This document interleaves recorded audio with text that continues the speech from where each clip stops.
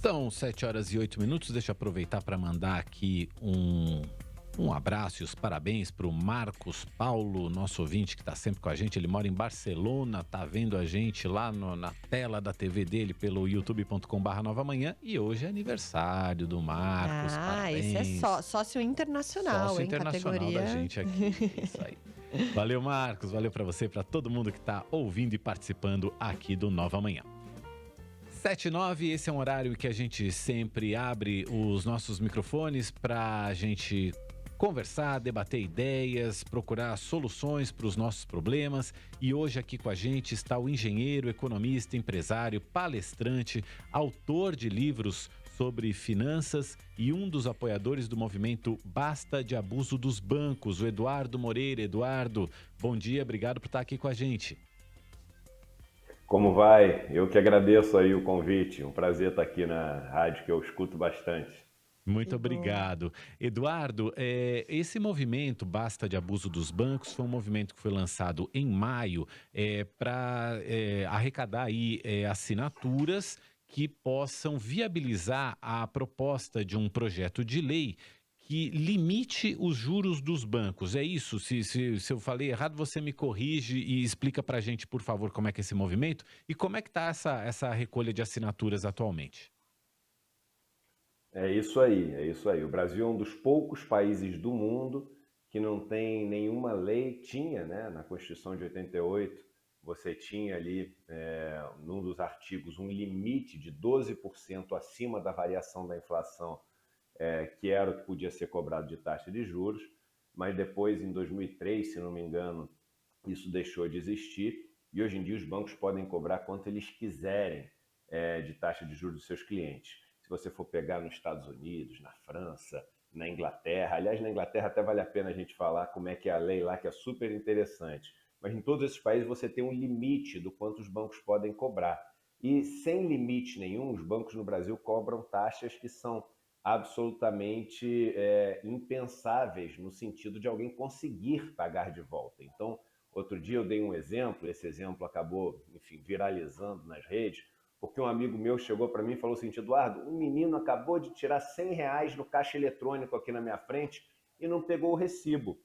Eu peguei o recibo e olha qual era a taxa de juros aqui, de um banco super famoso. Não vou falar o nome aqui para não criar nenhum problema. 967% ao ano de taxa de juros. Eles mostram ao mês, parece menor, 20 e poucos por cento ao mês, quando você põe a taxa composta, 967% ao ano. Aí eu cheguei e falei, eu vou fazer a conta para as pessoas poderem entender o que isso significa. Sabe quanto esses R$100 que ele pegou emprestado, se eles não forem pagos de volta, eles vão virar de dívida em 5 anos? 5 anos não é um prazo extremamente longo, não, né? A gente está falando de quase curto prazo quando a gente fala de dívida. Então deixa eu perguntar para vocês, só para a gente fazer aqui um pouco mais divertido. R$100 em 5 anos, quanto vocês acham que iriam virar de dívida naquela taxa real que o menino pegou? A gente é jornalista, né, Eduardo? A gente é de humanas, Não tem problema, mas ó, chuta mas com a vamos liberdade chutar, poética que o vamos jornalismo chutar. permite. Liberdade 5 mil poética. reais, 5 mil reais. Eu vou chutar um pouco menos, eu vou chutar uns 2.500. Já seria um absurdo. Imagina R$5.000, você pegar uma coisa e multiplicar por 50 vezes, Não. né? Sabe quanto que essa dívida vira? 14 milhões de reais. Oi? 14 milhões, isso. 14 milhões de reais. E essa não é a taxa de juros mais alta que existe praticada por esses bancos. Então o mundo inteiro pega e trava isso. Fala assim, na Inglaterra, eu estava dizendo para vocês, a regra é a seguinte, olha, no momento que a pessoa pagou o dobro do que ela pegou emprestado, automaticamente está quitado. Você pode até comprar uma taxa de juros muito alta, mas você não pode deixar o montante, né, ser muito, porque senão você cria uma escravidão financeira, que é o caso do cara que compra uma televisão numa loja de varejo e passa o resto da vida gastando tudo que ele ganha de salário, o esforço do trabalho dele, acorda às 5 da manhã, vai dormir meia-noite para pagar aquela televisão e nunca está paga a televisão. Então é muito importante para a gente não criar essa escravidão financeira, para a gente ter um país mais produtivo, onde o fruto da riqueza das pessoas não vai parar na mão dos bancos que não produzem nada.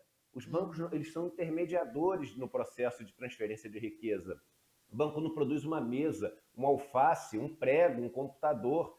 Então você tem que, óbvio, ter um sistema bancário saudável que faz bem esse fluxo de riquezas, mas ele não pode sequestrar toda a produção, porque senão você tem um país pouco produtivo, pouco competitivo. Eu estava vendo vocês falando de competitividade agora. O cara que no campo planta milho, ele tem que ter o fruto da riqueza de volta para ele plantar mais milho. Se tudo que ele planta de milho, o resultado for parar na mão de um banco que não planta nem o alface nem o milho, você acaba tendo um país pouco produtivo, tendo que competir com os outros. E pessoas que ficam para o resto da vida, né, vinculadas a essa dívida. Isso acaba com vidas. Pessoas se suicidam, pessoas se separam, pessoas, enfim, não conseguem educar seus filhos porque ficam desestabilizadas. É um absurdo. A gente vive no Brasil uma agiotagem legalizada e aí é isso. Pandemia e recorde de lucro dos bancos, né? Ô, Eduardo, você falou desses juros aí de 900% ao ano, mas a gente sempre acompanha que o maior juros cobrado aqui no Brasil geralmente é do cartão de crédito, que gira em torno de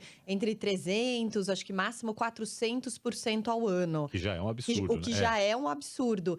E aí, quando você está falando desses juros aí, 900% ao ano, me causou um estranhamento. E também quando você fala desse movimento, dessa lei, né, que vocês querem criar, que vocês estão apoiando, é para limitar que tipo de juros? Assim, é de empréstimo, é de financiamento, é do cheque especial, do cartão de crédito? Como é que vai funcionar? Tá, vamos lá. O cartão de crédito realmente no Brasil você tem a maior tarifa de cartão, a maior taxa de juros de cartão de crédito, que é aquela que a gente chama do crédito rotativo, né, do mundo. Só para você ter ideia, na América Latina, o segundo lugar é a Argentina. O Brasil é mais de 3 vezes maior do que a Argentina. Mas os juros, que é aquele, em tese, de muito curto prazo, que é aquele que é o crédito pessoal, né? Crédito pessoal não consignado, ou crédito direto ao consumidor, aquele que você, enfim, pega ali no caixa, o exemplo que a gente deu, no caixa eletrônico, que em tese o banco diz, não, a gente cobra uma taxa de juros muito alta, é porque o cara vai pagar logo, né, de volta. Então eu tenho que ter um retorno nominal, quer dizer, o dinheiro que ele vai me pagar tem que ser grande, como o prazo é muito pequenininho, por isso que dá uma taxa de juros alta. Mas isso é uma armadilha, né? E na Inglaterra, quando mudaram a lei, eles falaram, muita gente não consegue pagar rapidinho. E aí isso vira uma montanha. Então, se você entrar no site do Banco Central, que é o bcb.org.br, né? Que é o, não sei se tem BR, acho que é bcb.org, /tx juros, que é o /taxa de juros, você vai ver em ordem, da menor para maior, das taxas de juros no país. E tem taxas acima de 1000%. Vou repetir, tem taxas acima de 1000% ao ano. Acho que é E esse bcb.gov, movimento... não é isso? Não é .org, né? .gov, então. .gov, Ótimo. isso. Ah. Obrigado. Eu não estou aqui conseguindo entrar no Não, site, imagina. mas E eu lembro do Eduardo, TX Juros, que eu acho que é assim. Diga.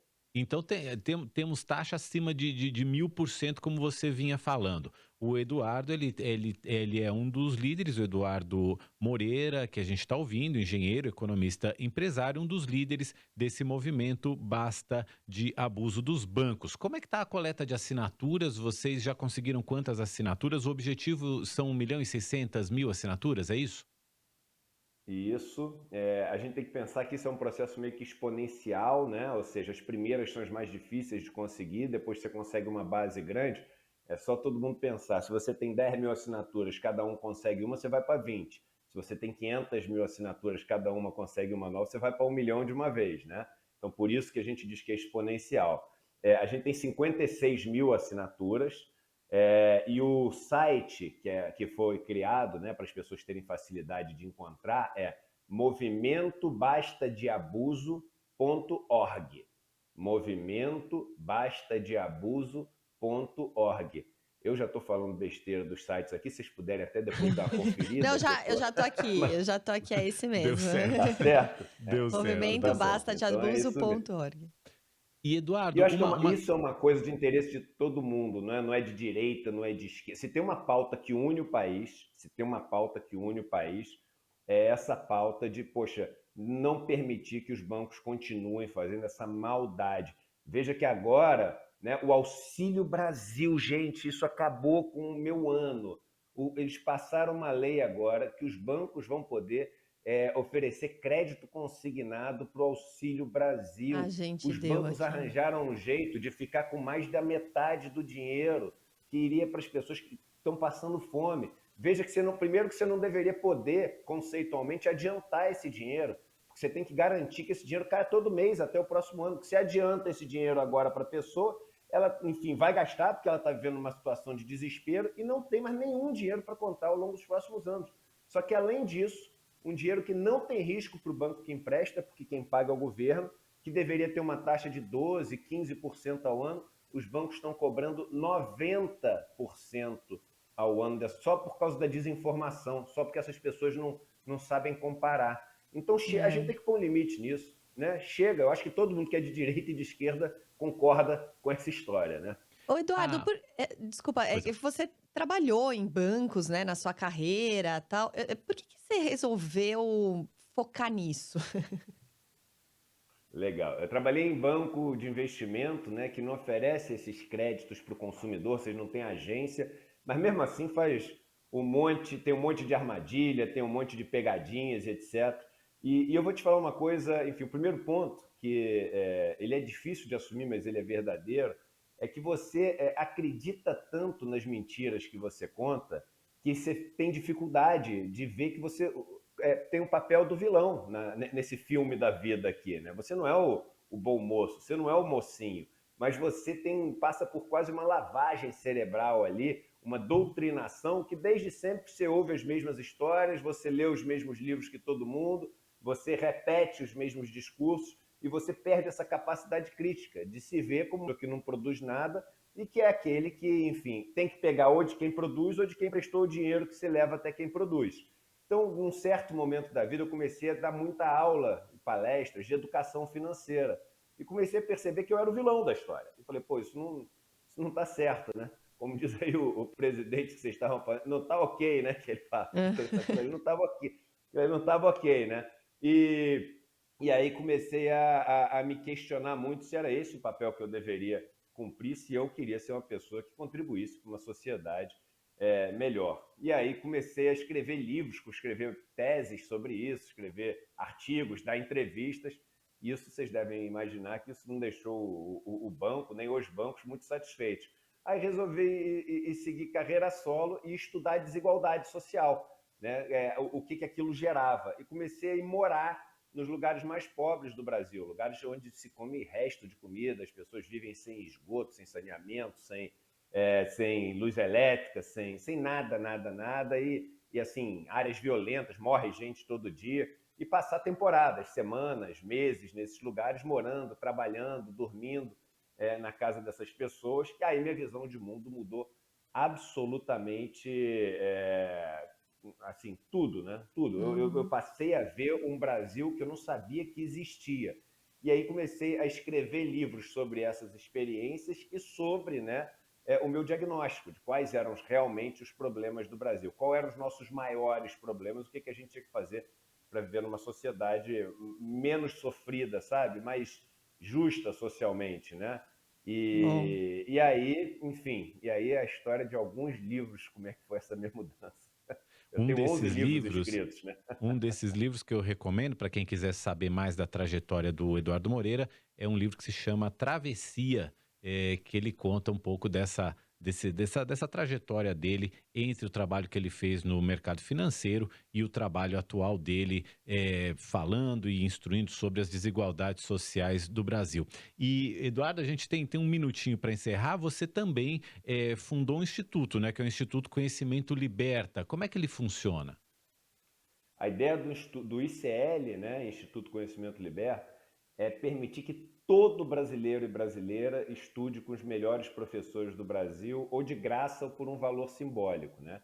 Então a gente, durante a pandemia, reuniu os principais professores de PUC, Unicamp, USP, FAPESP, as melhores universidades do Brasil, as universidades federais, etc., e fomos colocando os cursos, eles dando ao vivo e depois ficavam gravados, continua acontecendo assim, né? Então tem curso de filosofia, sociologia, direito, aí tem de Excel, programação de computador, inglês, francês, história da arte, tem mais de 150 cursos, com os mesmos professores e no mesmo nível de qualidade que se ensina nas melhores pós-graduações do Brasil, só que em vez de custar 25 mil uma pós-graduação, as pessoas podem fazer todos os cursos, ou pagando R$ 40 por mês, ou se não tiver dinheiro, nada, de graça. É só ir numa instituição parceira, tem mais de 20 instituições parceiras que tem no site, falar que não tem como pagar e aí pode estudar de graça. Pode estudar de graça tudo, né? E nunca negamos nenhuma bolsa. E a ideia é a gente fazer a revolução desse país através da oferta de conhecimento. É um absurdo a gente falar a palavra meritocracia quando uma pessoa mais pobre não pode estudar Excel, não pode estudar programação de computador, não pode estudar uma língua estrangeira, e quando chega para fazer uma entrevista de emprego, a primeira coisa que as pessoas perguntam para ver se ela vai entrar ou não é se ela tem esse conhecimento. Então não tem meritocracia, não tem oportunidade disputada de maneira igual nesse país. Então a ideia do Instituto é fazer isso, não tem patrocínio de ninguém, quem banca toda a estrutura são os alunos. Então acho que é uma tentativa de revolucionar através do acesso à educação, né? Bom, é isso. A gente, na verdade, é uma dúvida muito rápida, que a gente está com o tempo estouradaço. Os parlamentares, esse embaixo-assinado vai para o Congresso, é isso? E a ideia é que aí, a partir daí, eles votem, sejam pressionados, porque dos parlamentares mesmo, a gente não vê movimento nenhum em relação a isso, né, Eduardo? Muito rápido, que a gente já estourou o tempo. Tá ótimo. Não tem programa, sei como é que é. Não, gente, os parlamentares, até boa parte deles, são financiados por esses bancos, as campanhas eleitorais, etc. Então, existe um lobby, a gente chama isso de lobby, muito grande para que isso não aconteça. Mas a pressão popular é capaz de fazer qualquer coisa. Na Constituinte, a gente tinha 13 deputados de oposição e fizemos uma Constituição super, né, a favor do povo. Então, é muito importante essa pressão popular e a gente consegue pressionar essas pessoas para tomar essas medidas. Movimentobastadaabuso.org. Se todo mundo puder agora assistindo, ir lá e clicar e assinar, isso é uma ajuda enorme. Eu sei que vocês têm uma audiência gigante. Muito bem. Eduardo Moreira, engenheiro, economista, empresário, palestrante, autor de livros. Muito obrigado por estar aqui com a gente. Volte sempre ao Nova Manhã, que o papo rende. Muito obrigado. Até uma próxima. Uma ótima manhã para vocês e obrigado pelo convite. Valeu, obrigada.